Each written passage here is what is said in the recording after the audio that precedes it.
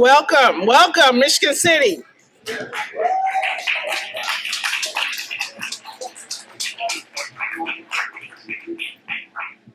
I like to start on time for the people that are here. I don't like to penalize the people that are on time. What we'd like to do is acknowledge the oldest person here. Is there anyone here? According to African custom, we always acknowledge our elders. So is there anyone here 80, 78, 78, who 80? All right. 80, 85, 89, 87, 87. Is there anyone older than 87? Since you're the oldest one here, we have to ask your permission to begin the program. Thank you very much. Right now, I want to introduce the MC. For those of you who don't know her, she is a dynamic realtor, a mother, a wife, and she's my friend. She's a member of the NBA. Actually, she's the vice president. Her name is Erica Miller. Give her a big hand.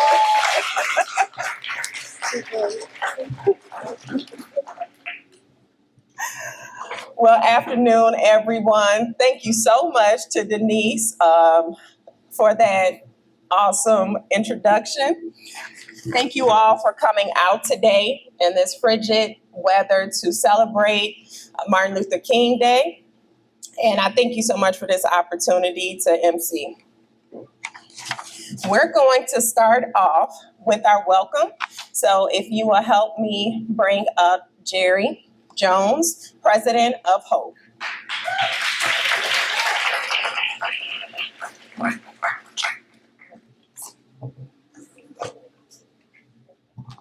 Good morning.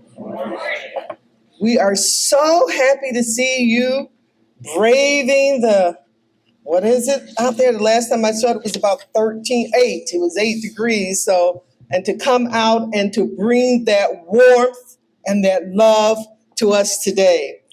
I want to tell you that we are part of history today, because as we're celebrating all of the accomplishments and all of the concern for our country that Dr. Martin Luther King showed during those years of the civil rights movement, right now at the same time, all of that is trying to be dismantled on the East Coast. And as we're talking about the inauguration and all of the promises and the threats of things that will be turned around, but we're here to say that the dream is still alive.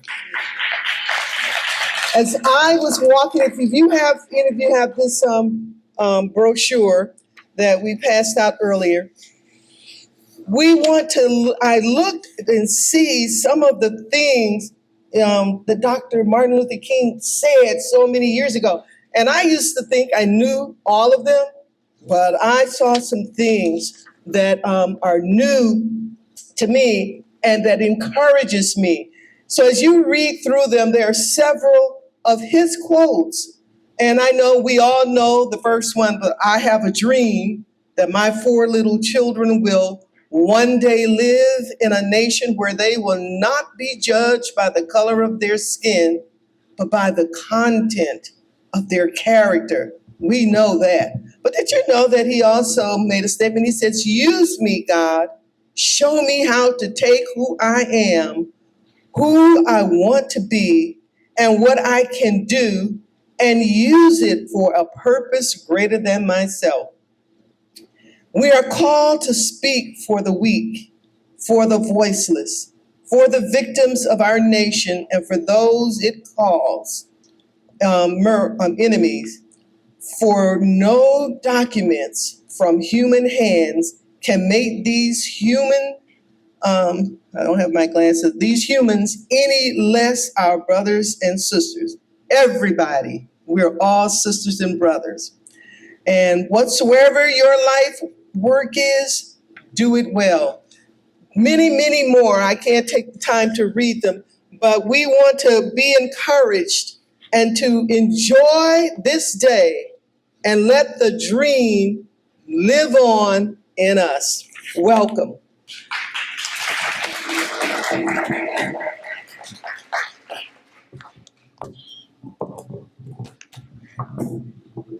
Thank you so much, Mrs. Jerry, for that amazing welcome. And at this time, we are going to have Apostle Javon Blakely come up for prayer. My Apostle, Javon Blakely. If you will, just bow your heads. Father, in the name of Jesus, God, we thank you for this day. This is the day that the Lord has made. We will rejoice and be glad in it. God, we thank you for those that have come from far and near, oh God, to celebrate this day, the life of Martin Luther King. We pray even now for our leaders, God, of this city, past and present. God, we thank you for great leadership. We thank you for what you're doing even now in Michigan City. God, we thank you for everyone that's represented in this place today. We pray that you get glory out of this program. You get the honor, you get the praise. And we thank you for not only what you have done, but what you're going to do. In Jesus' name we pray. Let all God's people say amen.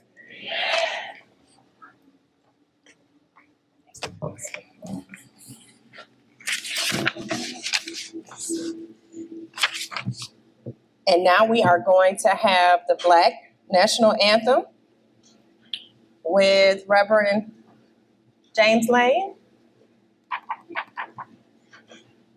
It's not here? Okay, he must not be here yet. So who is going to volunteer to lead? Joy, Pure Joy? Where's she at? Okay, come on, Pure Joy, come on up here. You got this. Everybody gonna sing with you, Pure Joy. The first time.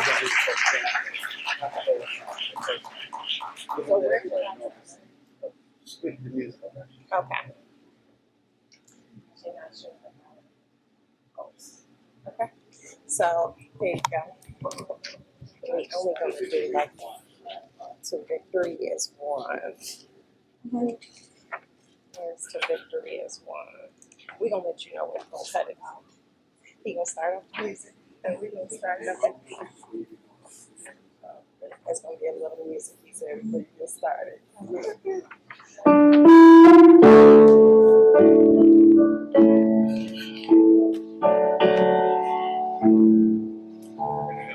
Lift every voice and sing till earth and heaven ring with the harmonies of liberty. Let our rejoicing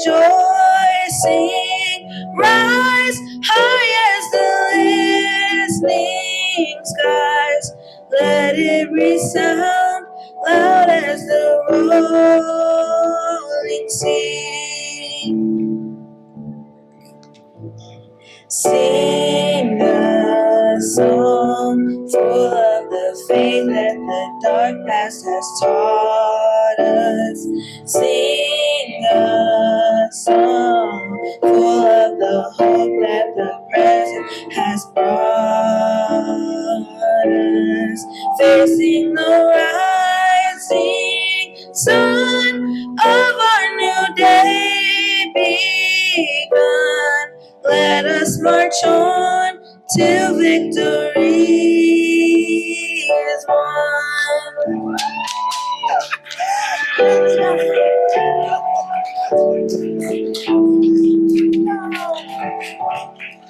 Thank you so much, Pure Joy of High Praise Ministries, for stepping up and doing that. And now, before we dismiss for lunch, we would like to thank our sponsors, which are listed on the back. NBA of Northwest Indiana, Inc. express our heartfelt Thanks to our community, donors, sponsors, and volunteers for your incredible support and presence at our MLK Day celebration. Your generous time, generosity, time, and dedication made this event truly impactful. Together, we continue to honor Dr. King's legacy by fostering unity, service, and hope. Thank you for being part of this meaningful day. Denise Ship-Glenn, founder and CEO of NBA. We are going to dismiss for lunch by tables, and we're going to start with the middle row. Deliverance and victory.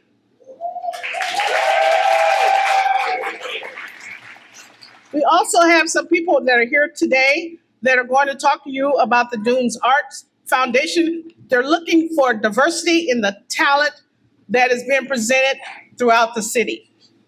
We also have a representative here from the Minority Health Coalition of LaPorte County. Let's give all of these people that are participating to make this day a big hand.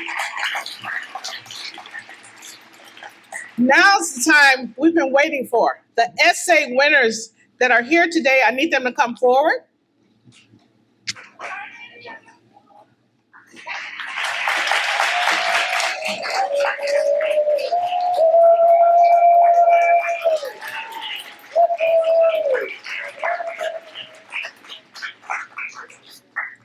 My challenge to you is to continue to do what you do.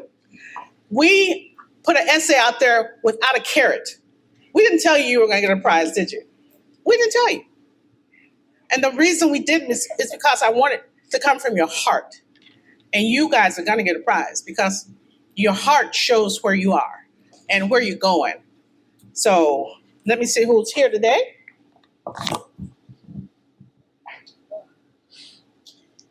The first winner is our senior.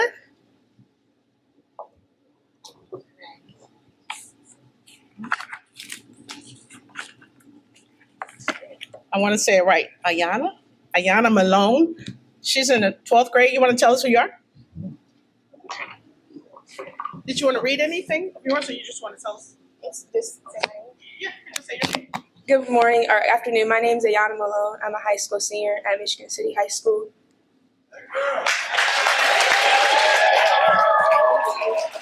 This is yours also.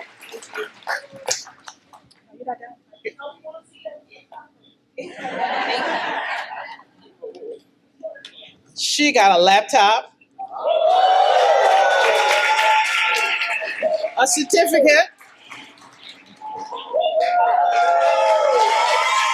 a trophy, and a medal, gold medal.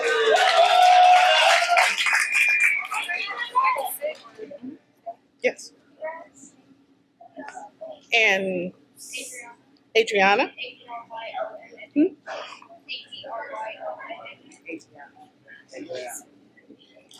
Adriana LaGrosse.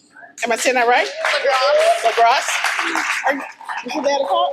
LaGrosse. Yeah. And you came in. You want to tell us who you are? Sure. Hi, I'm Adriana LaGrosse, and I'm a sixth grader at Lake Hills Elementary School. And you came in Second place. Thank you. Is there a chance I can read my essay? An excerpt of it, but not the whole thing. Okay. You got it? I can read. Can I read it? A little bit of it. Uh-huh. I forgot. Oh, you didn't bring it. No. I think we only brought the top. Yeah, we only brought the essays for the top. I thought you were going to bring it. Oh, okay. That's okay. We'll get you back here. Have a great day. Thank you. And the first place winner from middle school is Skylar Doster. You want to tell us something about you? My name's Skylar Doster. I'm in 6th grade and I'm from Marsh Elementary School. You want to read any of this? The one who wanted to read hers is not here, and the ones who didn't want to read their essays are here. So we're just proud of the effort that you put forward. Thank you so much.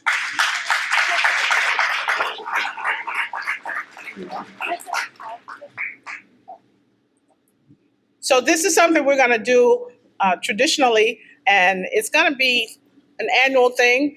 The essays are so important because they learn. We have certificates for all the participants. Is there anyone else here that wrote an essay? We have a certificate for you also. If not, I'll just drop them off at the school.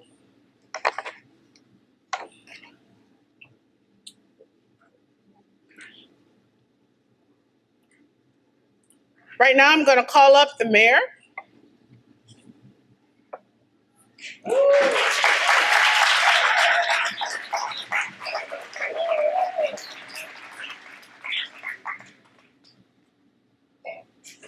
Thank you. Good afternoon, everybody. How's everybody doing this afternoon? Good, good. Well, weren't those youth, give them another round of applause. That was awesome. Also, Pastor Vera, she knows she killed that, so that was great. So I'm here to give the program says some encouraging remarks today. So I want to say it's truly an honor to stand before you, giving honor to God and who's the head of my life. But I stand before you today, not only as the mayor, but the first African-American mayor of Michigan City to hold this office.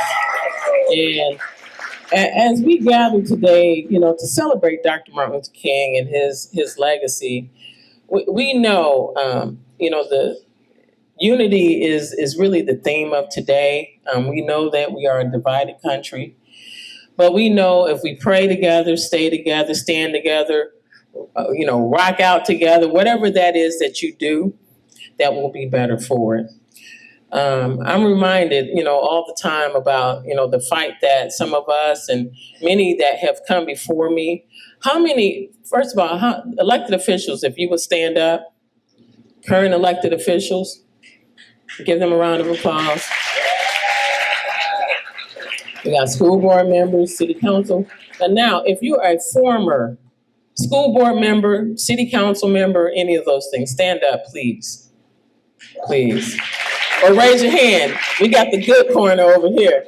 The amen good corner over here. I see all of those because they paved the way for myself and many of us to be in these positions. So we want to express our gratitude to them for doing it for us because there was a period of time where there wasn't representation. So give them a round of applause. The amen corner over here.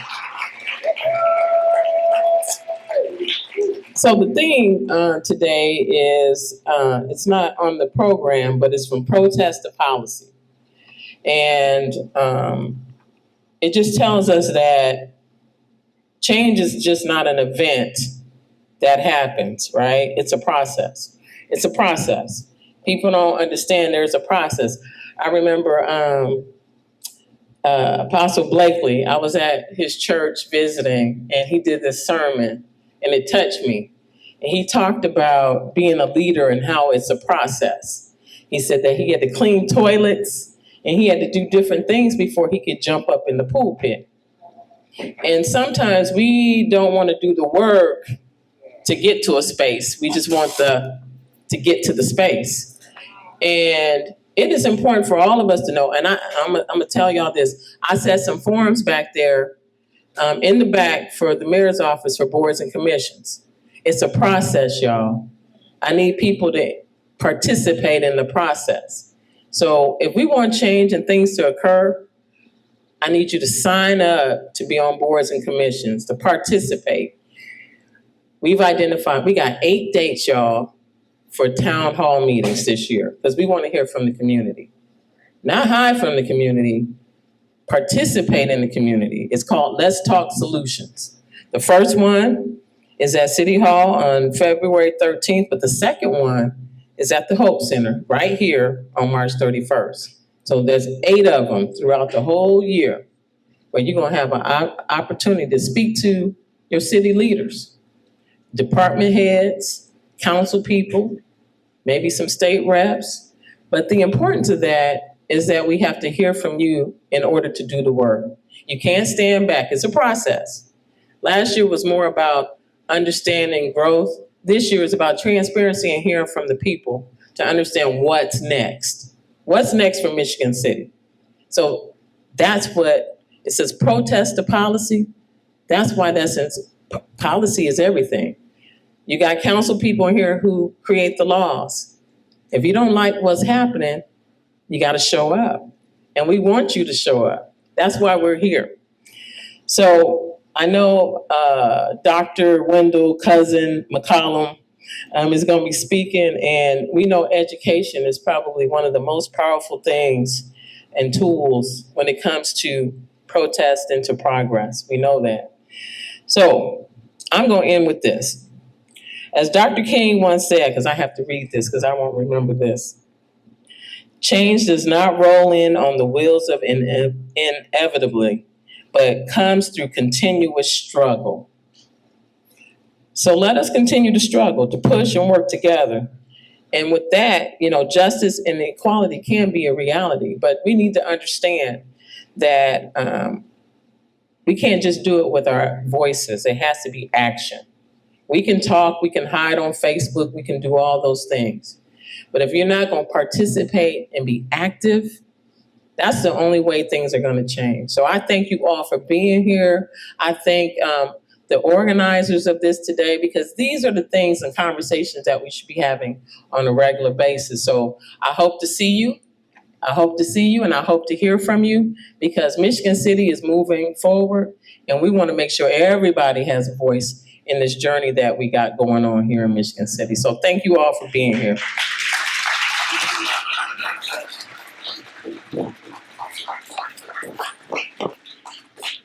I was gonna say I can keep talking. You don't need me to. You can lay it up there. Just lay it.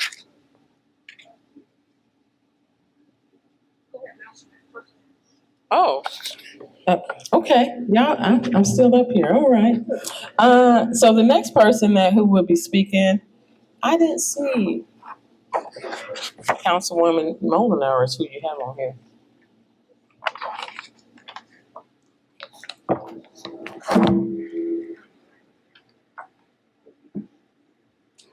Is there a councilman here that would like to speak?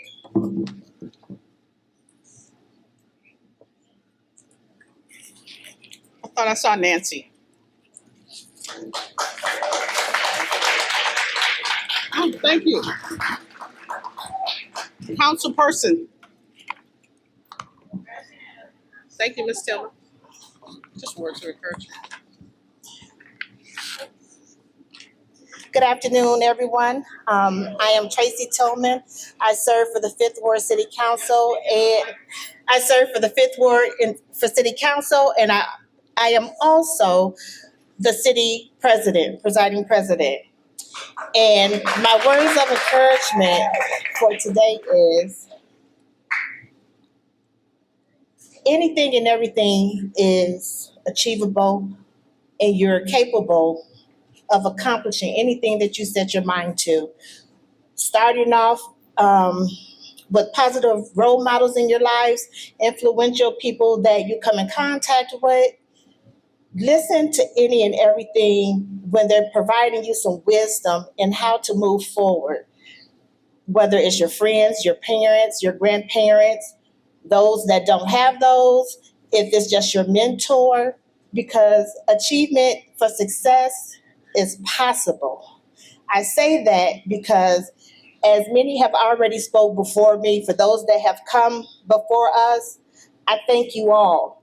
We stand on the shoulders of our ancestors. We stand on the shoulders of Reverend Dr. Martin Luther King Jr. for us to carry out those legacies and the legacies that was instilled in us by our parents. Having grandchildren, I have 3. And to stand here today, I'm trying to teach them that at any age, that your dreams are achievable.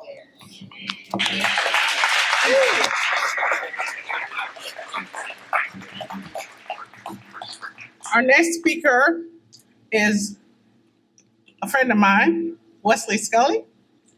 We ate beans together growing up. But he is the president of the NAACP of Michigan City.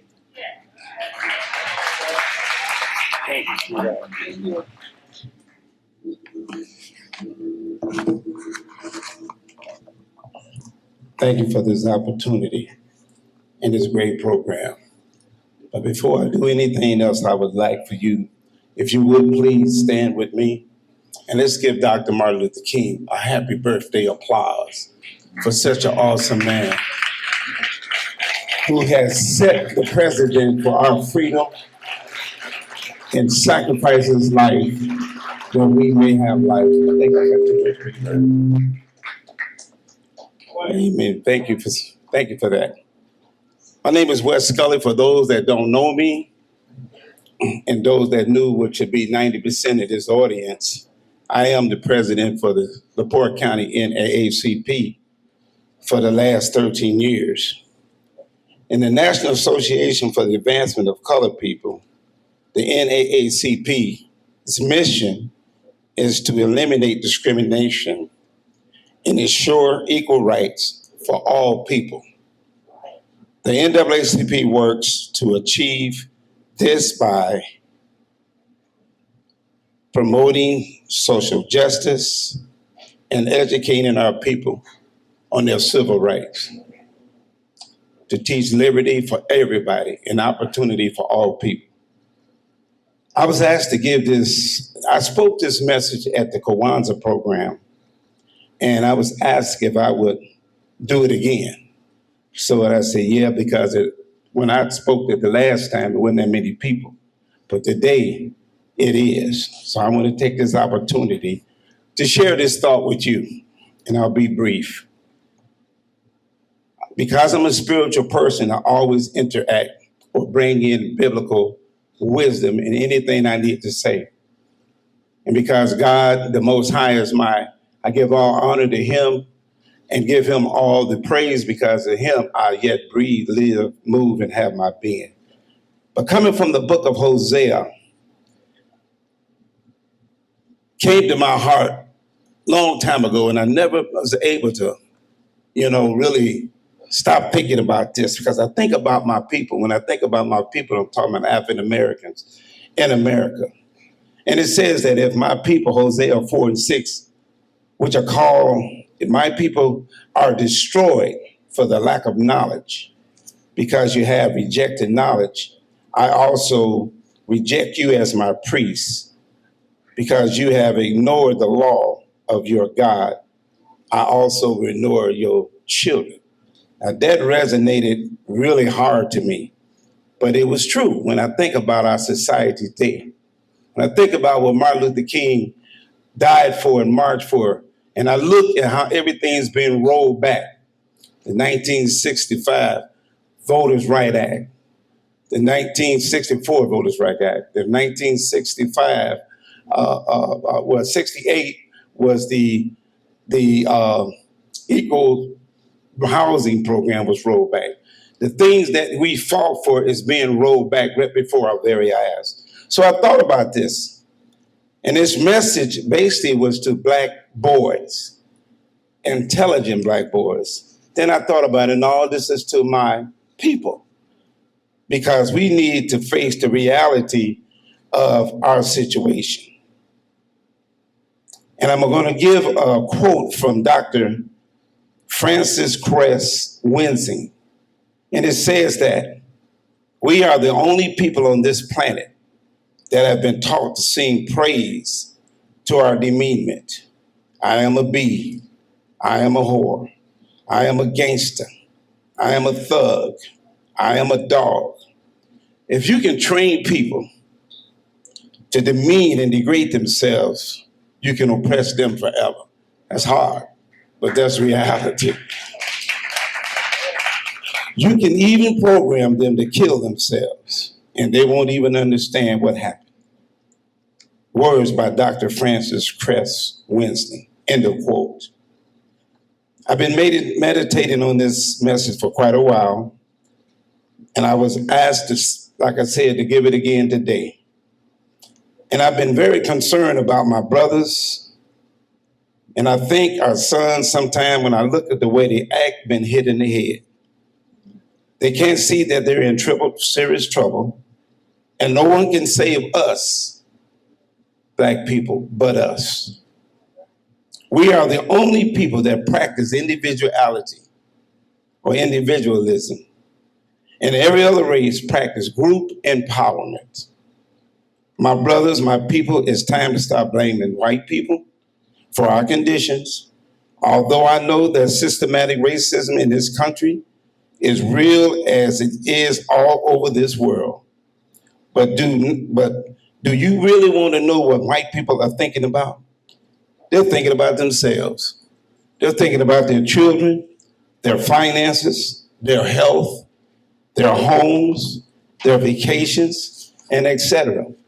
And my white brothers and sisters, I want you to understand that because I love myself and because I love my people, does not mean I hate you. Because there's only two type of people in this world. It's not white, it's not black. It's human beings. We're all humans. We categorize this other stuff, amen? But we are in some serious trouble, and we need to come up with some serious solutions, and fast. If we don't, the future for our kids will be very difficult. While the wealth gap continues to grow over 1,000 times, if we as a race of people don't do something by 2050, the average black family will have zero wealth. Here's some solutions. Self-love versus self-hate. Let's talk about self-love real quick. Self-love means to love oneself. It means to do good and love not only yourself, but your family, your grandchildren, and their children. Self-love means to understand the power of creating generational wealth. Self-love means to love your people, to love and respect your elders, and to protect and love your women. Self-love means not to hurt my brother. I will not kill him. I will not rob him. I will not rape my sister, my black queen. If God has blessed you tremendously to be a great entertainer, a professional athlete, a movie star, or whatever, if you care about your people, instead of spending millions of dollars on stuff and other races, how about starting a school, a hospital, a factory, a grocery store, or build homes for the misfortunate? We are celebrating 50 years of hip hop. What have they done for our people?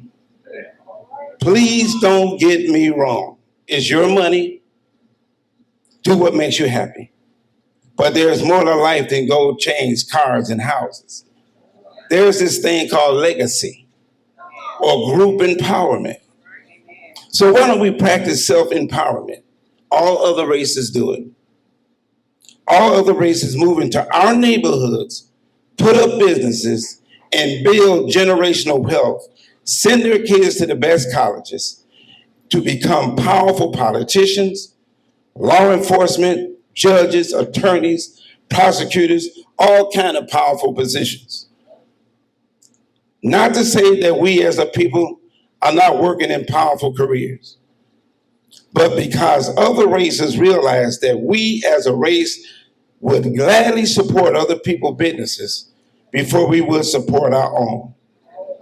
Therefore, creating financial power base for them to continue to leave our race in the dust.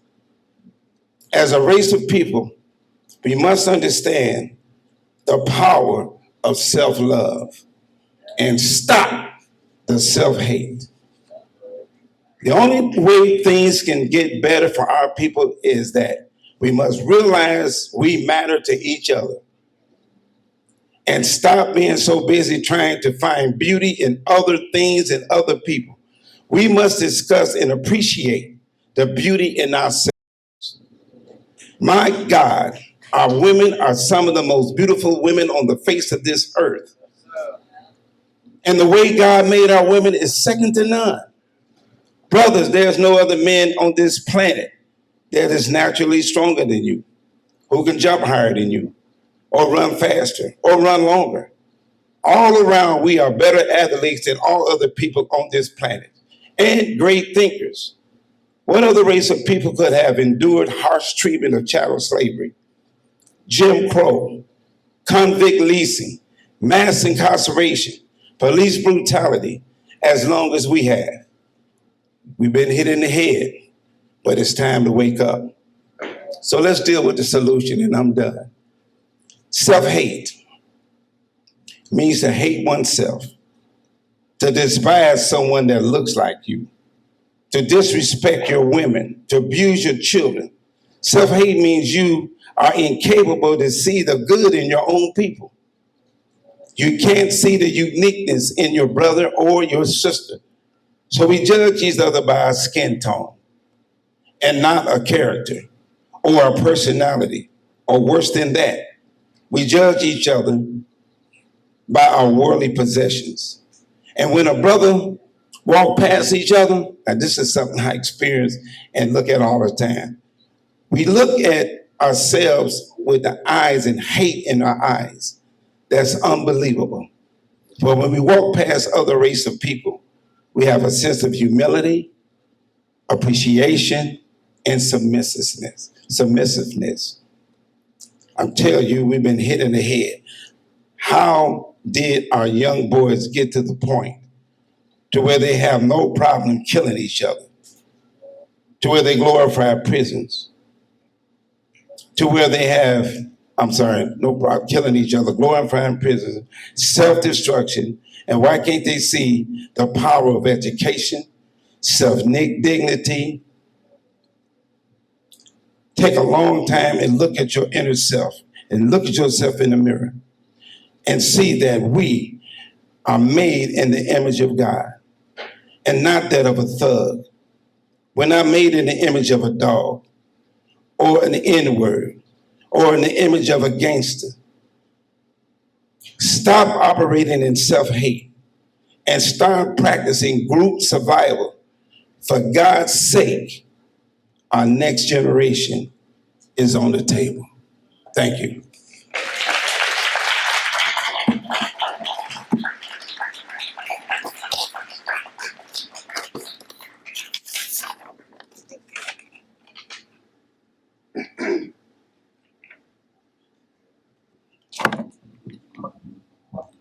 This is my nephew, Reverend James Stewart, and he's going to give us a couple minutes of encouragement also.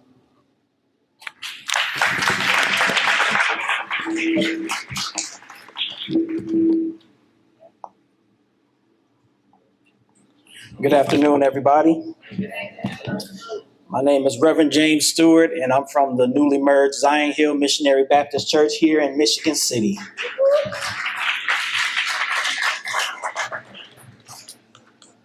One of the things that Dr. King taught us was that throughout our lifetime, we must learn to press our way through. Scripture says in Philippians chapter number 3 and verse number 13, Paul says, "Brethren, I count not myself to have apprehended, but this one thing I do, forgetting those things which are behind and reaching forth unto those things which are before.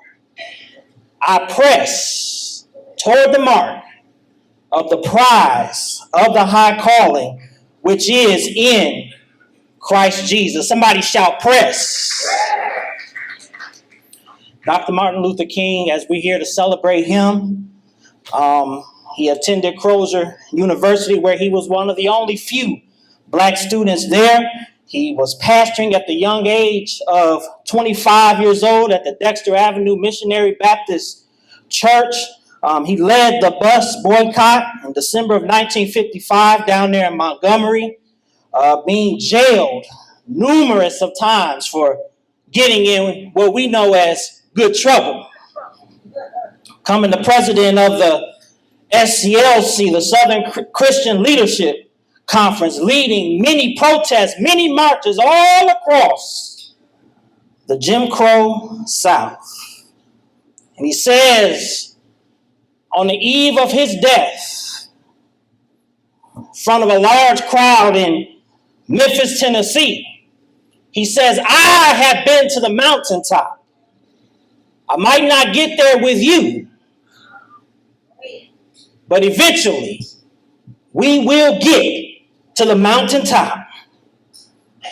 And my brothers and sisters, in our lives, we have some mountaintop experiences. Throughout our lives, we have some valleys.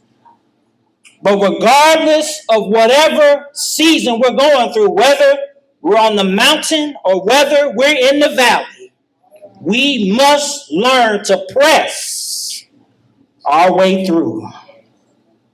When I think of men and women who have paved the way for us to achieve our dreams down through the years, those like Nat Turner and Harriet Tubman and Frederick Douglass, Medgar Evers, Rosa Parks, Shirley Chisholm, Barack Obama, Kamala Harris. But I can't think of a greater man who learned to press his way through, and his name is Jesus.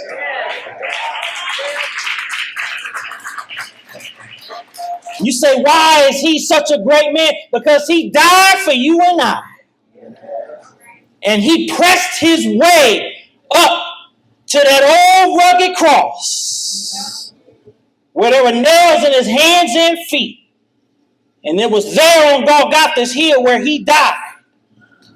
But I'm so glad that it did not end right there, because early one Sunday morning, he pressed his way through death and said that all power is in my hand. You might ask, why should I press my way through? Well, as we hear to honor Dr. King, he would often end his sermons by saying, I've seen the lightning flashing. I've heard the thunder roll. I've felt sin's breakers dashing, trying to conquer my soul. But I've heard the voice of Jesus saying still to fight on.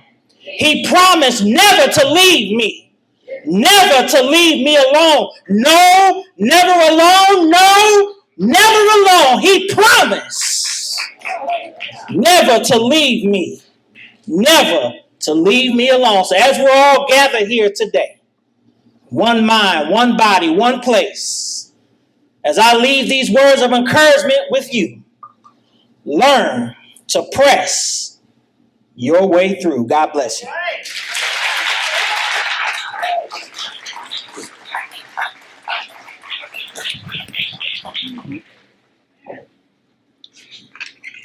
There's a young man here today.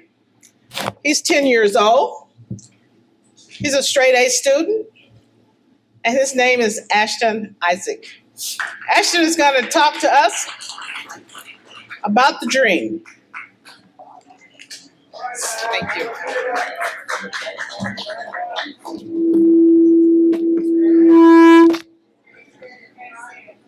They can't see you.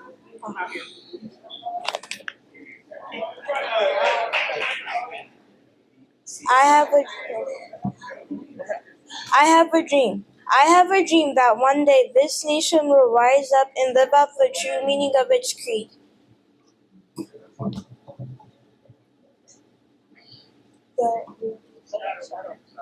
I have a dream. I have a dream that one day this nation will rise up and live out the true meaning of its creed. We hold these truths to be self-evident that all men are created equal. I have a dream. I have a dream that one day even the state of Mississippi, a state sweltering with the heat of injustice, sweltering with the heat of oppression, will be transformed into an oasis of freedom and justice. I have a dream that my 4 little children will one day live in a nation where they will not be judged by the color of their skin, but by the content of their character. I have a dream today.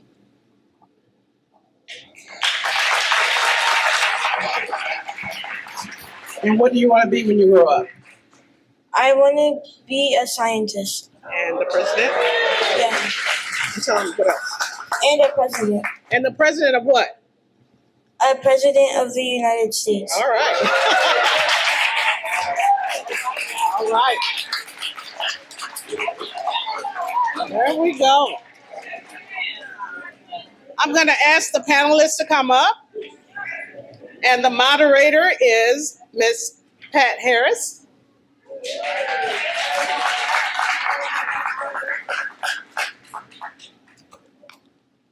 Thank you so much. What she didn't tell you is she asked me this morning to fill in for Dale Cooper. And I know many of you know Dale. She's not feeling well. So I'm happy to do this for Dale and for you all. We have an extraordinary group of people here today to talk to you. Am I okay? To talk to you a little bit about what happened back in the late 50s and 60s in this community with a neighborhood. And within the neighborhood was these families that really worked together. It was truly what we look at today as what we call the village. Well, that was truly a village back then. They worked together and it was called the patch. Many of you are familiar with it. If you've not lived it or been part of it, then your parents or your grandparents were, and I'm sure they shared some of those stories with you of living in the patch. I'm just going to introduce them by name, and I'm going to ask them to individually tell you a little bit about themselves. We have Miss Albertine Allen. I'm going to tell you a little bit about Albertine because known as affectionately as Tiny, she was the assistant director at the Eli Youth Center. And when you went down there, believe me, she made sure you behaved. Next to her is Mr. Eugene Simmons. And we know Eugene for many, many things that he's done in the community, including being chief of police. And then Mr. Melvin Merriweather we have with us today. And then also Mr. Art Payne. So I'm going to let them tell you just a little bit about themselves, and then we're going to go into some questions or some situations that they want to share with you. Good afternoon. My name is Albertine Allen. I'm the mother of 4. I'm supposed to be retired from Minority Health Partners of LaPorte County. I worked 38 years at Eli Youth Center and 36 years at Michigan City Head Start Preschool.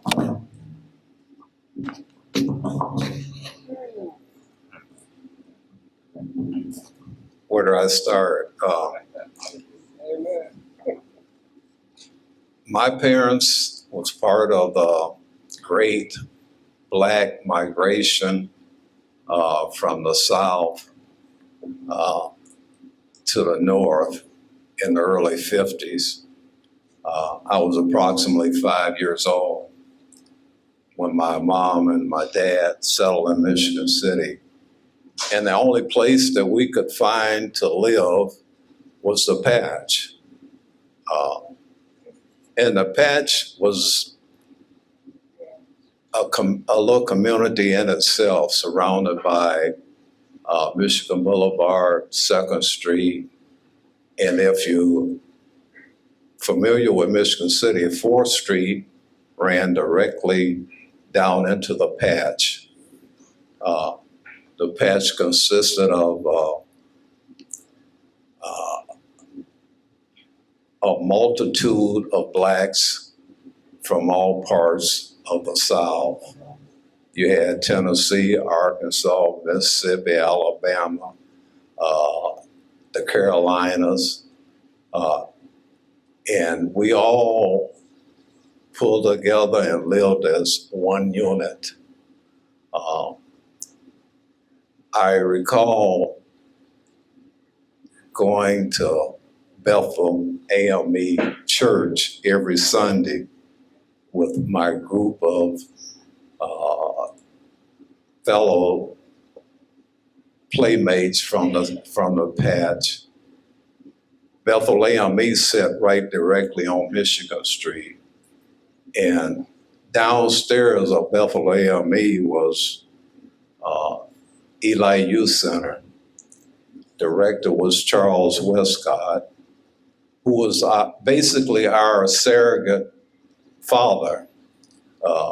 Everything we learned came through Charlie Westcott. And his assistant was Mrs. Allen, who sits to my right.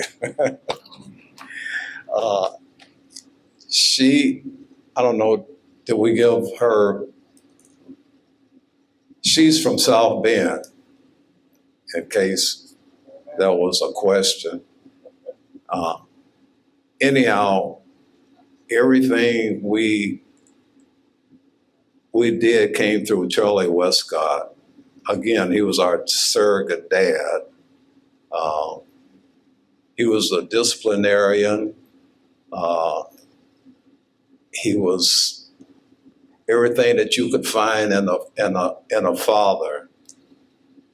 All of the adults in the patch worked 1 or 2 jobs, and for God's sake, of course, when they came home, a lot of time they didn't have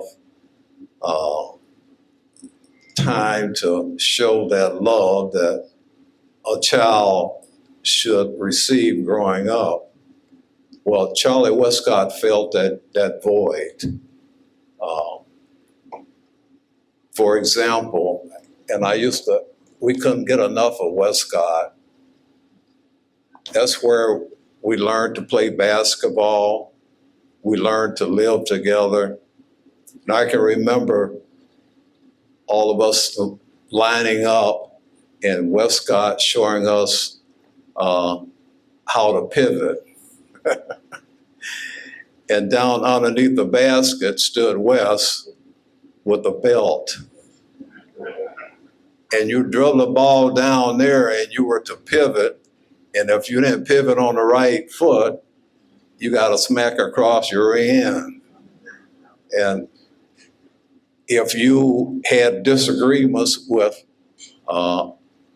another person, Westcott would stop everything in the gym and have everyone sit around the gym. And the 2 young people who had that disagreement would put on boxing gloves, and Charlie Westcott would referee until they got tired and decided they had settled their disagreements. But that's just a small taste of the patch. Again, we were all dirt poor, but we didn't know it because of the love and the compassion that we all shared from each other. And basically, the patch was opportunity to strive, opportunity for our parents to get jobs. My dad and mom, I often coined, came from the cotton fields of Arkansas to the ghetto. And basically what you would say, the patch was a ghetto. The streets was all dirt. We didn't have concrete streets in the patch. Only concrete was the sidewalks you had to walk on. And this gentleman sitting next to me is Mr. Melvin Millweather. And I don't know if he still remembers, he's a little older than I am, but we were neighbors because I lived right next door to the Merriweathers. Yeah, how well I remember. But first of all, I think I got the right Simmons, and things got better, and he must have eaten too much, and he was probably about 7 or 8 years old. He'd come out of the house with his tongue stuck out. My belly hurt. But everything pretty much has been said, except I have One other thing that I want to say, because I was not a great athlete, because I was working. There was 9 of us, and things didn't go too well, and I was always out. But hopefully I can tell you a little bit about that later. But I have to give my wife credit, because if some of you noticed that I'm the oldest person in the room, and my wife and I, this is beyond the patch now, my wife and I have been married 66 years, and we went together 4 years before we got married.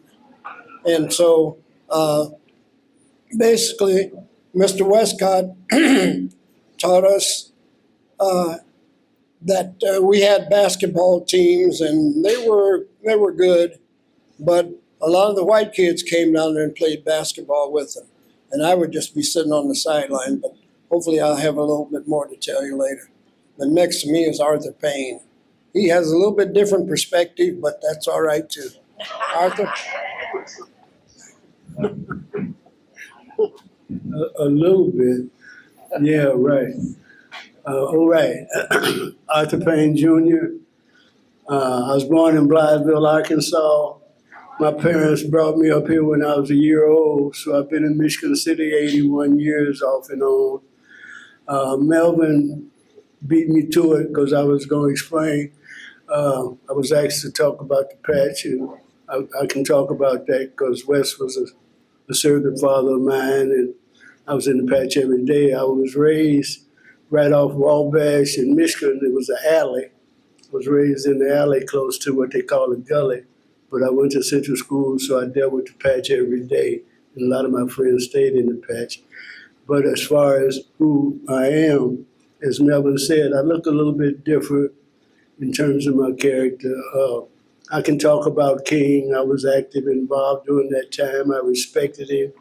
I thought he was doing a good job, but to be honest with you, Malcolm X was my hero, and he set the attitude that I still live by today as I deal with racism and discrimination in America. I went from Malcolm to Bobby and Huey. I spent a few years as a Panther organizer, and so they didn't call me a freedom marcher. They called me a militant, a revolutionary, a lot of other things. I didn't mind. It got kind of dangerous with the Panthers, so I went to Stokely Carmichael, who now is called Kwame Ture. Kwame Ture is his name now. I spent 3 years as aide to Stokely Carmichael, the All African People's Revolutionary Party.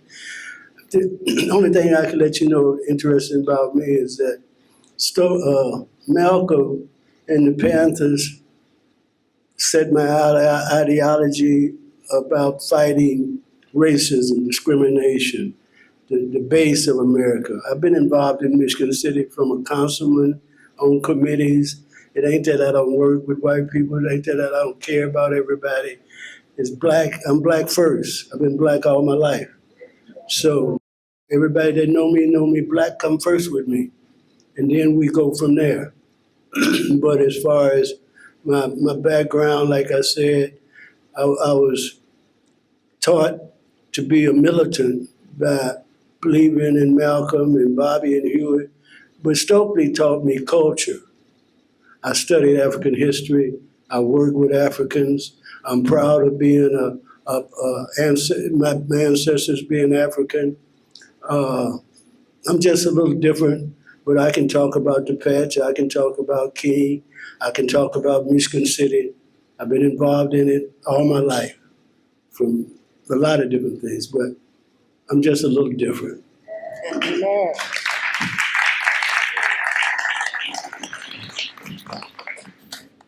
We all agree that different is okay. It's just different. We're going to have one question that we'd like to have our panelists kind of discuss and have dialogue with. And we're going to also ask you all if you have anything hurting on your souls, knowing the background of these individuals. This is kind of historic. You guys should give them a round of applause.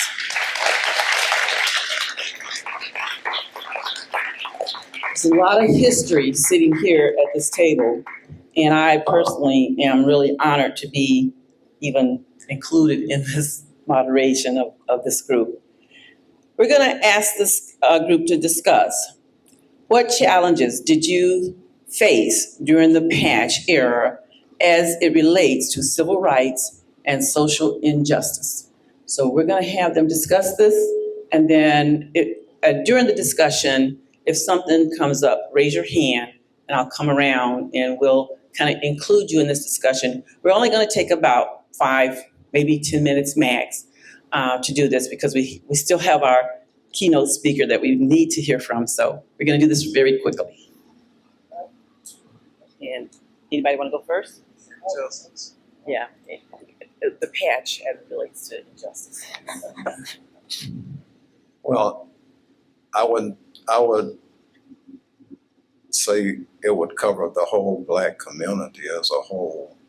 The largest, well, one of the injustices I saw that we all strived for was at the time we had Woodworth and Kresge's.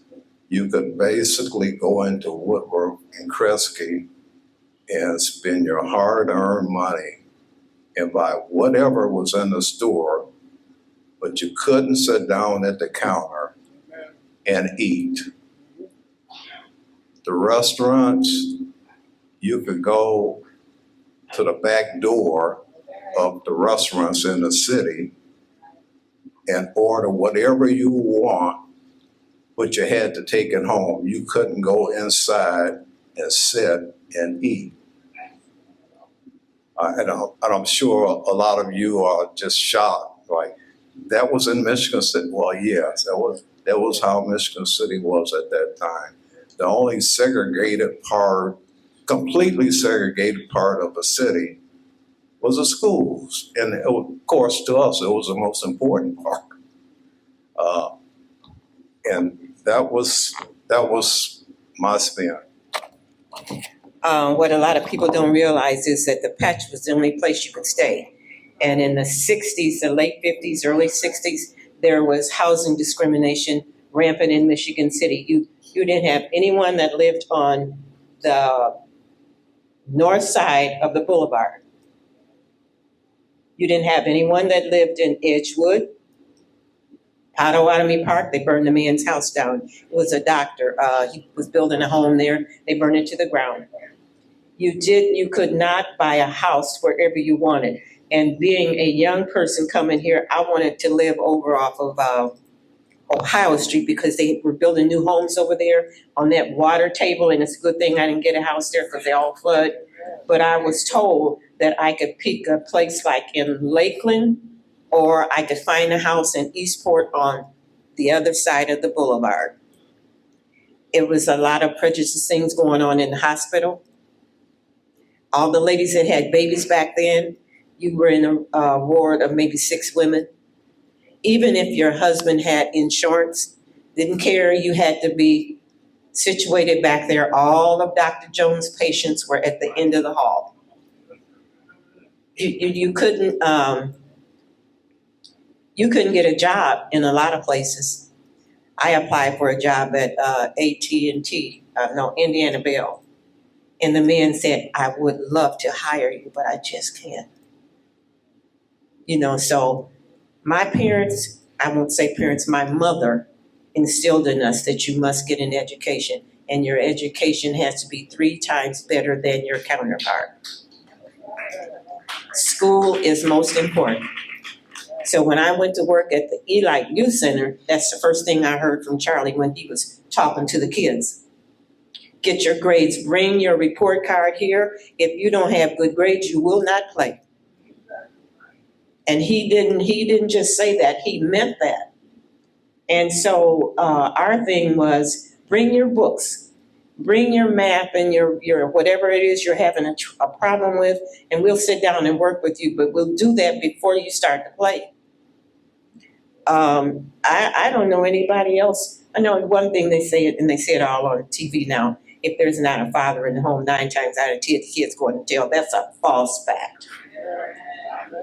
That's a false fact. We have some strong mothers. We were 5 children in a household, and none of us went to jail. 3 of us went to college. She didn't play.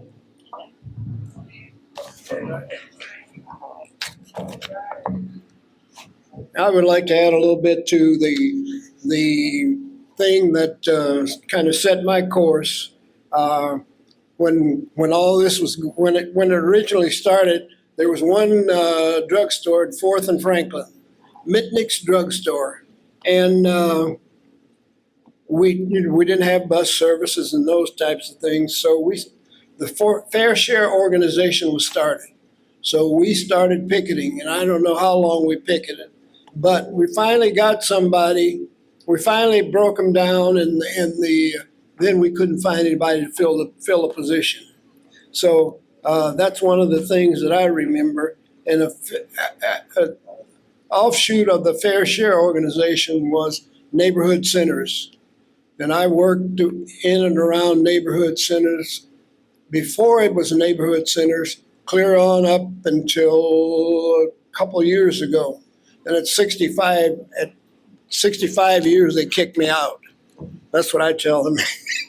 And I had somebody ask me today, when are you coming back to North Central? I'm 87 years old. Give me a break.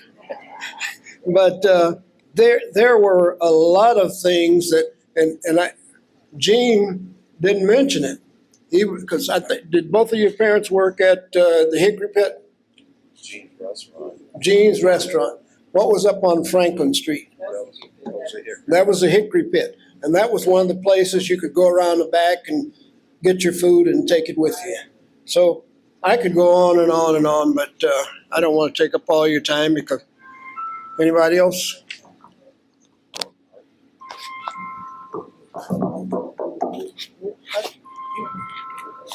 I didn't know you never stopped talking.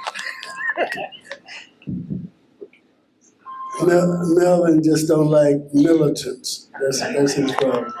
But he said he loved me after a couple of years of working closely with me. So we're all right. I was lying. As far as the patch, in a small northern Indiana town, the patch was like any other place. It was the slums. So as blacks moved from the South, thinking they was get to Canada, they ended up in Michigan City and they stayed in the patch. And they tried to get something going from there, which was hard to do. And the patch was just like any other slums. It was a bad place to stay, but there was joy. There was happiness, because we as blacks was used to that. So we didn't have any problems. We shared. You didn't lock your door. You know, it was friendly. Eli Youth was an escape for the young people. The old people worked at Blossom and Pullman and tried to do the best they could. As they stated, all the time I was in high school, I graduated in '61. You couldn't sit down in the restaurants in Michigan City. If you played basketball for Elston, after a away game, they'd let us sit down at Hut Markets on 8th Street. So one thing about playing ball for Elston, you were black, you got a few privileges. I don't know if there's really privileges, but we were treated different. After they tore down the patch, they built the projects right in the same place, and it wasn't anything different. It was all black, and it was a problem. I will say, in terms of home buying, excuse me, my brother and all the men of his age, and they worked 2 jobs, they had to stay in the projects for 2 years before they qualified to buy a house in Michigan City. The banks wouldn't loan them money. I mean, they had 2 jobs, and they paid top money to stay in the projects, but he had to stay in the projects with his family for 2 years. My mother, when she bought her home, she had to go to Sherryville to get it financed. So let's not think that Michigan City has always been a haven for black people. It's been a problem just like down south. But the only thing is that the black community have been pacifists and have been patient and tolerant, and we haven't really had the madness that normally comes from, I would say the LaPorte's a lot more different than Michigan City. So I have no problem with Michigan City. When they tore down homicide, the projects, probably because of the boat coming here. That's when blacks got a chance to move throughout the city because they rented these Section 8 homes. They had to put the blacks somewhere. So they rented these Section 8 homes around town, and blacks got to stay in places. Edgewood was mentioned. Wasn't no Jews in Edgewood then. When I was growing up, the Jews and the Lebanese stayed on 2nd Street and Michigan Street. Matter of fact, Jews stayed right across from where I stayed. Eventually, they got a chance to move to Edgewood. So what I'm saying is that there was a lot of discrimination in Michigan City when I was a child. When I come out of the service, I was kind of angry because when I went in the Air Force, I tried to get stationed at Blytheville Air Force Base, and them suckers sent me to Great Falls, Montana. And I asked them why. They said because the NAACP, Scully's people, was complaining because there wasn't no blacks out west. So I went to Great Falls. I'm honest with you, there wasn't no blacks in the community. It was about 10 blacks on the base. I was there for 3 years. When I got married and brought my wife up, we was the only blacks in town. So that's why when I got out of the service, I rushed to the Panthers, and then it was easy for me to go from there. But the point I'm trying to make is that Michigan City is a good place to stay. It's not like Gary and South Bend now and other places, but it has its problems, it always has its problems, and it's a lot we still need to work on. Can I have one more? I have one more shot because we're talking about discrimination. My wife graduated in 1958. She wanted to take the clerical course in Michigan City High School. 1958, now keep that in mind. And she was told that all you will ever be is somebody's housemaid. And I'm going to fast forward to the NAACP, one of the front runners, to Attorney Kimberly Kiner. And she graduated in the class of 1998. Remember, I said 1958, and I'll just say 98. She was told she wanted to become a lawyer, and she was told nobody would accept her. She went on to become a lawyer and so on and so forth. And that shows that it's still there. One last thing. A few years ago, Michigan City Area School hired 47 teachers. And if I'm not mistaken, somebody correct me if I'm wrong, but not one of them was a minority. I'm through.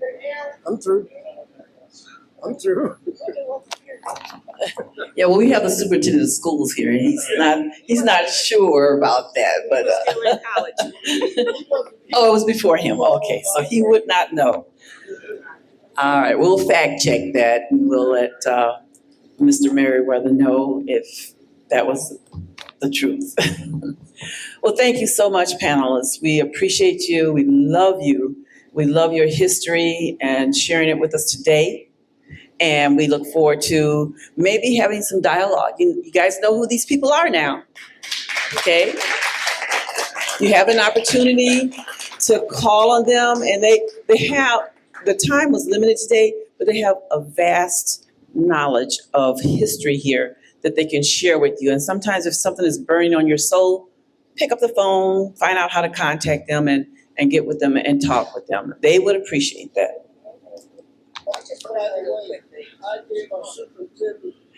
They're really wanting to talk. You made me forget. We talk about learning our Black history. We need to learn about the Black history in this city. There's a multitude of Black history here.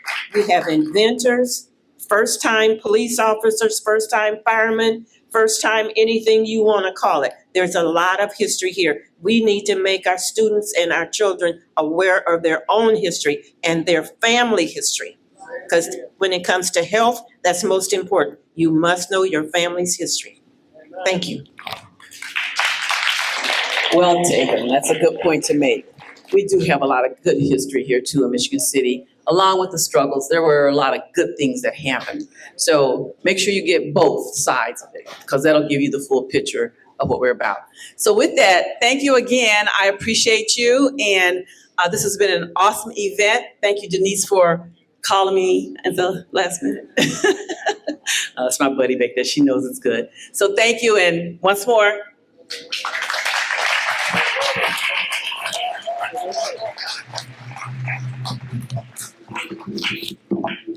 We always save the best for last. Dr. Wendell McCollum, Superintendent of Michigan City Area Schools, has served as the Associate Superintendent of Michigan City Area Schools since 2016. In this capacity, he oversees daily operations for the district and supervises building principals, human resources, facilities, special education, transportation, and food service. He's doing it all. Basically, he also co-chairs the district strategic planning process and is the district head for all labor relations. He is also the district school safety specialist. Dr. McCollum served as the principal of Michigan City High School from 2013 to 2016. Under his leadership, the high school saw a significant increase in state test scores and graduation rates. At Michigan City High School, he helped establish the early college and honors college programs, which expanded AP and dual credit opportunities for students and bolstering college and career readiness. Prior to Michigan City High School, Dr. McCollum was the associate principal and the principal of East Chicago Central High School, where he also led successful turnaround efforts. He's born and raised in Michigan City. He graduated in 1982 at Rogers High School. He also served as assistant principal from 2006 to 2010 at Elston and Krieger Middle Schools before becoming an administrator. He was a social studies teacher for 6 years in the Gary Community School Corporation.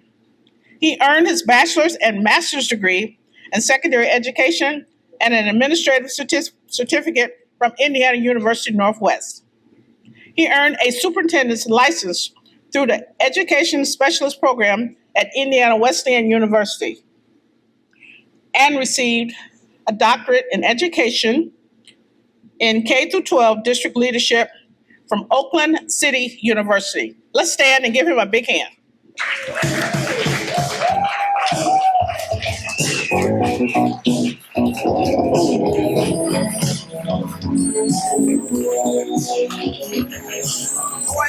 I want to give you your first certificate as superintendent. Thank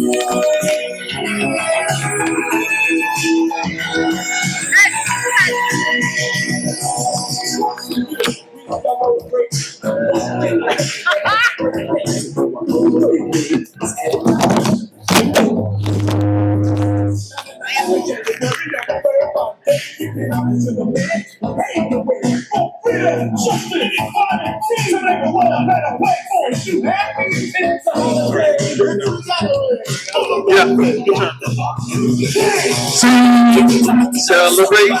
Sing, sing, celebrate. All right, all right. Good afternoon, everyone. Thank you for staying tuned for me to be able to speak to you this afternoon. Once again, my name is Wendell McCollum. I'm the superintendent of the Michigan City Area Schools. And as I walked up, you got me now? Okay.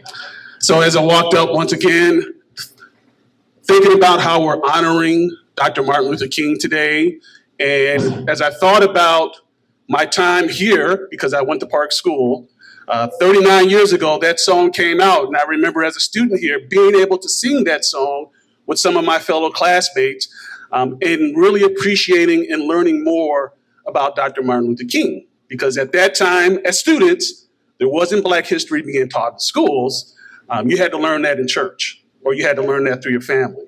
So to be able to turn on the TV at that time, which all of us were watching BT, if you were watching TV and you were watching videos, and you saw celebrities at that time singing a song honoring Dr. Martin Luther King.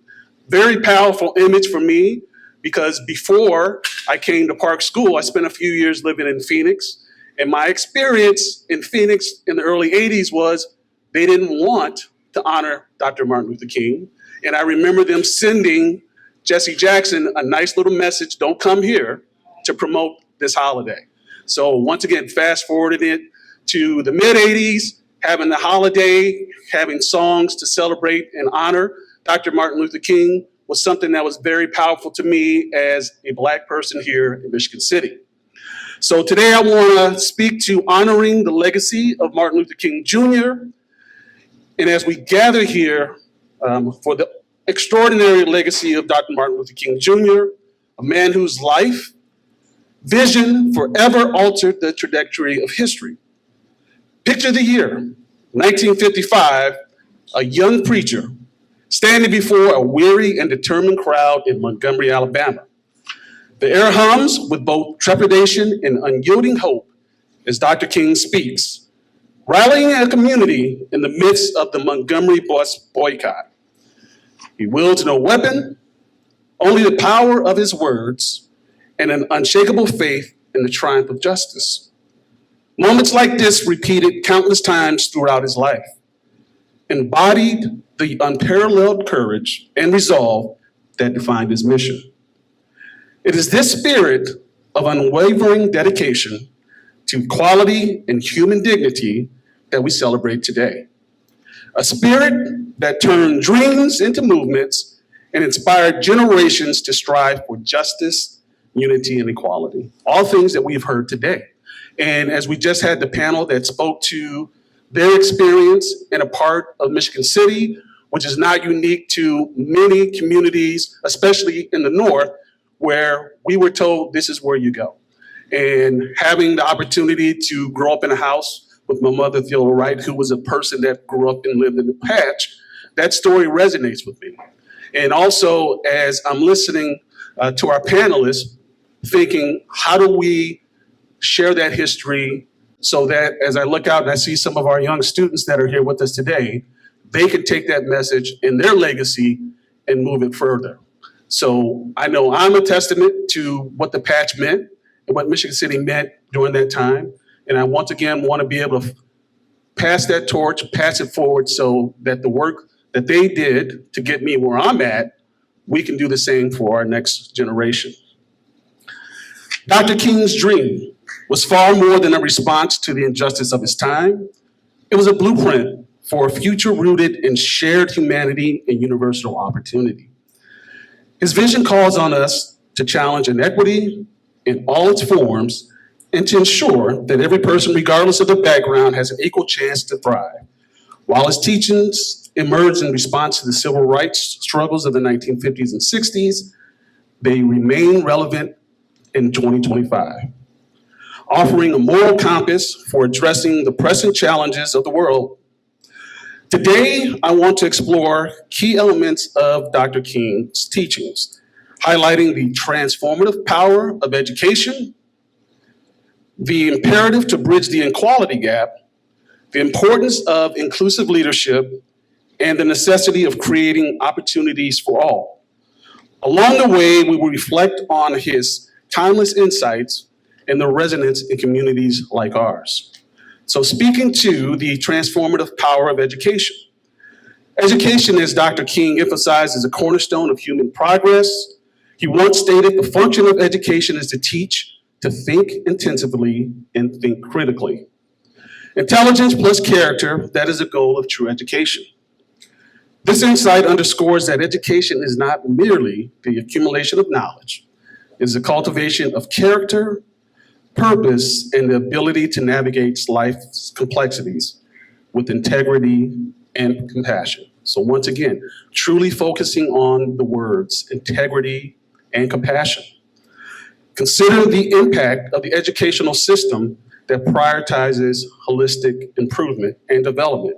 Yet in many communities, schools remained underfunded, under-resourced, and as our panel has highlighted, and some have been highlighted today, this helps to perpetuate the cycle of poverty and limiting opportunities for countless children. When we view education solely as a tool, we neglect its capacity to empower individuals to become thoughtful and empathetic leaders. Programs in our community that provide scholarships, Community Foundation does that for us. The Promise Scholarship, which the city runs for our students, does that for us. It exemplifies how a comprehensive approach, one that integrates academic excellence and how character development can uplift an entire community. Here, once again in Michigan City, initiatives like mentoring programs and partnerships between the schools and local organizations can serve as a beacon of hope, helping students envision and achieve a brighter future. Dr. King believed that education must serve not just individual ambitions, but also the greater good. True education, in his view, equips individuals with the moral compass to advocate for justice and the courage to challenge systems of oppression. Are we fostering an environment where every child has the tools to succeed, not just academically, but as compassionate citizens of the world? This is a challenge we must embrace. And as I look in my role in shaping our future, right now in Michigan City, we have the class of 2037 that we're serving. So 2037, think about that. What are we doing right now to ensure that those students or those kids have the tools that Dr. King has talked about with regards to education? We have the opportunity and the responsibility to invest in them that will lead them, once again, with empathy, intelligence, and commitment to equity.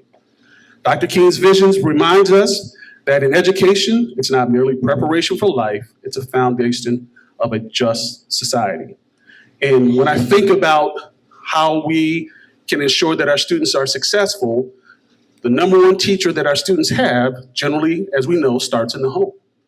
So whoever that is, whether it's a parent, family member, or a guardian, I always, as a principal, would tell our students, or the message I would send out to the parents, is that it's like a stool. And it can't just be the teacher, it can't just be the student, we also need someone from home. And as I highlighted home, home can be a local faith-based organization that you belong to, or once again, a family or a friend who's not necessarily in the home, but someone who can advocate for that student and help direct them on where they need to go. Thankfully for me, I not only had a mother and a grandmother in my home, but I was in the church. And I'm looking over there at our chief of police and also our school board president, Marty Corley. We were in the church Thursdays, Saturdays, Sundays. So there was never a time where education wasn't imprinted on me that it was very important and it was going to help me get to where I needed to be. Mr. Merriweather here was a school board member when I was a student in school. And when I walked across the stage, he shook my hand when I got my diploma. But he was also in the church. So for me as a young Black man growing up in Michigan City, that's where I saw my role models, or people that looked like me and helped advocate for me, along with going home.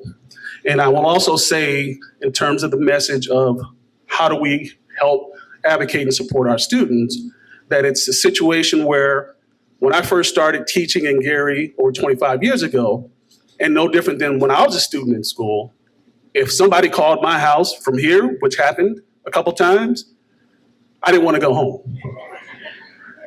And somewhere along the line, that has flipped to where now we as schools, and I see it, are afraid to call home. And that should never be the case. We are partners. So once again, encouraging and asking for us to be better communicators with you, and also us and everyone in here being better partners for our students, no matter what school they go to. Bridging the inequality gap. Injustice anywhere is a threat to justice everywhere. Dr. King declared, reminding us of our interconnectedness and shared destiny. His life work was devoted to dismantling systematic racism, economic equality, and social injustice. Today, these challenges still persist. Anyone following the news in Indianapolis, for me as a school leader, and any of the school leaders that are in here, we have a few board members and some past board members. So we are intently listening and watching what our legislators are doing and how it's impacting communities like ours, because as of right now, there are some pieces of legislation that might not impact us today, but they will possibly impact us tomorrow. And then I've heard a lot of conversation about what is happening probably about a couple of hours ago when we had our inauguration. So we are watching, and I hope you all are watching what's going on in Washington, D.C., and then also in Indianapolis, because once again, these challenges do persist. And to highlight that, studies show that a child's zip code remains one of the strongest predictors of their access to quality education, healthcare, and even life expectancy. For example, children in affluent neighborhoods often enjoy resources and opportunities that their peers in underserved areas can scarcely imagine. Such disparities are not merely unfortunate, they are unacceptable and demand urgent action. So right now, we have people in our schools who are starting a fundraising campaign because they want to send a group of students in 2 years to Japan. And just think about that. That is something that we haven't had happen in Michigan City in terms of our students taking trips abroad on a global scale in years. But in the communities that are next to us, that is something that happens annually. And we know there are a lot of things that are preventing our students from being able to participate in those activities. So when we talk about collective action, and you hear people coming from the school who would like to send our students on those experiences, we can make that happen together as a unit. One critical area that demands attention is dismantling the school to prison pipeline. A cycle where marginalized youth, yes, are disproportionately disciplined and excluded from educational opportunities, leading them towards incarceration. So we know right now, increasing mental health supports in the schools is a way in which we can replace punitive measures with solutions that help students strive.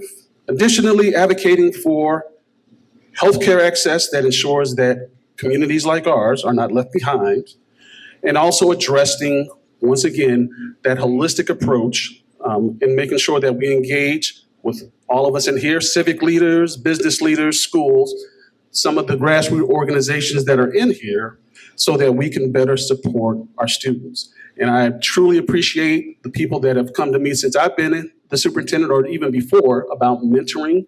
How do we partner? How do we mentor our students? And even with the number of people that have come forward who have wanted to and have started to engage students, whether it's in programs like the ones that are run out of here, or even the ones that are attached to the schools, it's making an impact. And I know that as an administrator, teacher, educator, that having students engaged is the number one way in which we can make sure that they're successful and that they have a great experience while they're in school. Leadership that inspires unity. Dr. King understood that leadership was not about personal ambition, but about service to others. The function of leadership, he said, is to produce more leaders, not more followers. So once again, the function of leadership is to produce more leaders, not more followers. And I couldn't be more proud to see, once again, that we have students that are in here today, young people that are in here today, that are going to take the message and information that we have been sharing with them today, and they're going to pass that message on those pieces of information forward. And I don't want to, but I'm going to do it. I'm going to call out one of our students leaders right now that I've been with the past few months, Ayana Malone. Where's Ayana? There you go. Who was up here earlier dancing, and you did an amazing job. Amazing. She's an example of what we need to have more of, and that is students who find their voice, we help them find their voice, and then they use that voice for good. And not only just the benefit of what they're going to be doing, because her future is bright and she's going to be doing great things, but it's going to be a message that resonates with other students in the building who might not necessarily be engaged about what's going on, not only in Michigan City at the high school, but Michigan City in general. Leadership, however, once again, is not confined to formal roles. It can be found in teachers who ignite passion in a student, the parent who teaches resilience through example, or the neighbor who extends a helping hand to someone in need. Every action we take that lifts someone else up or strengthens the fabric of our communities is a form of leadership. When we recognize and embrace the potential for leadership in our everyday lives, we begin to understand that leadership is not about title or recognition. Many of you in here volunteer. Many of you spend your evenings mentoring our students or the community organizer, which there are several of you in here, who work tirelessly to advocate for better resources for our underserved neighborhoods. Each of these acts, no matter how small, contributes to greater movement of unity and progress. Next, I want to touch on creating opportunities for all. And we had a student up here earlier that spoke about Dr. King's I Have a Dream speech, and it remains a powerful testament to his belief in a future where people are judged not by superficial characteristics, but by the content of their character. This vision compels us to confront the barriers that continue to impede progress for so many, whether in employment, education, or the justice system. Once again, we know those systemic inequities persist, requiring bold action and unwavering commitment. And also, it requires us to not accept the status quo. It gets tiring to continue to pump the same message, say that this is not working for us, but it's not going to change unless we persist. Michigan City has the potential to lead by example, how communities can come together to create a more equitable future. By investing, once again, in our programs and our students, we can honor Dr. King's legacy and move closer to realizing his dream of just and equitable society. It reminds us that achieving justice requires not only systemic reform, but also daily commitment of individuals and communities to uphold the values of inclusion and fairness. Speaking of a legacy of inspiration. As I stepped into the role of superintendent in August, I had the opportunity to be a part of a group I didn't even think really existed. And I had a former colleague who was a superintendent over in Lake County say that when you go downstate, be prepared because you're gonna be one of the few people or only people that look like you.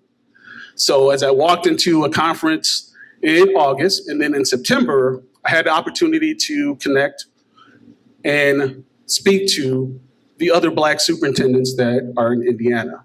So over the 300 plus districts that we have, there are 12 of us. And 12 of us, once again, are part of the legacy of Dr. King. And out of that 12, six of us are Black men. And once again, part of Dr. King's legacy. So as we reflect on Dr. King's legacy, it's impossible to ignore the profound influence his work continues to have on our world over 60 years later. It remains as powerful and relevant today as it was when it was first shared. From the steps of the Lincoln Memorial to classrooms, boardrooms, and City Hall, his dream continues to inspire action and progress. In our community here in Michigan City and across the nation, we see leaders breaking barriers and striving to create inclusive spaces where equity is not just an ideal, but it's a practice. The fight for justice is carried forward by individuals who, like Dr. King, dare to challenge systems of oppression and demand better for all people. They remind us that his dream was not confined to a moment in history, but is a living, breathing call to action. As I mentioned, as I came up here, over 40 years ago, I remember celebrating Dr. Martin Luther King Day. And as I highlighted in the song that was played as I came up, to hear that song and hear people that we saw on TV every day speaking and putting history into our ears is something that anytime I hear that song today, I'm ready to sing and celebrate. So I want to thank our DJ who has done an amazing job today. I'm going to give him a hand. And then, as I said, also in terms of for me to be able to stand up here and speak to you as the superintendent of Michigan City area schools in a community that is majority, not us, it's not majority Black, to speak and see our mayor, Mayor Angie, and as Mayor Angie pointed out, like many of us in Michigan City, we are related. And then also to have a Black board member or a Black president of our board, as well as the chief of police. And then also I see a few of our other board members who were in here, and I want to acknowledge them. Jackie Allison was here. I think Jackie, she's still here, brand new board member. And we also have James Stewart, who I don't think is here, but his son did a great job, presented some words of encouragement. And then we also had Jenny Lee Peterson-Hayes, who was here, as well as former or past board member Deb Chubb that was here today. And then also one of our teachers who has been a part of ensuring that equity is not something that is just a word in Michigan City, but she puts it into action with the things that she does for our students, and that's Councilperson Daisy Lee. I think, Daisy, are you still here? Yes.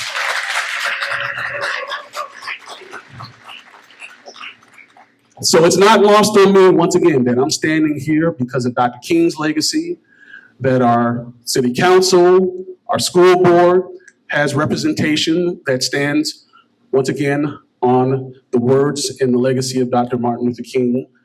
But we have an opportunity right now with the things that are happening in our community, whether on the city side or the school side, to ensure that all of our students receive what they need. So I want to thank you all for providing me with the opportunity to speak to you and share my message, and also how I feel honoring Dr. King is not just this day, but it should be every day. And as a teacher in Gary, that's what I did. It wasn't just this day or February, it wasn't just Black History Month. That was something that we celebrated every month. And I want to make sure that we continue to do that as well. So thank you very much. And I'm going to turn it over to you, Mr. DJ.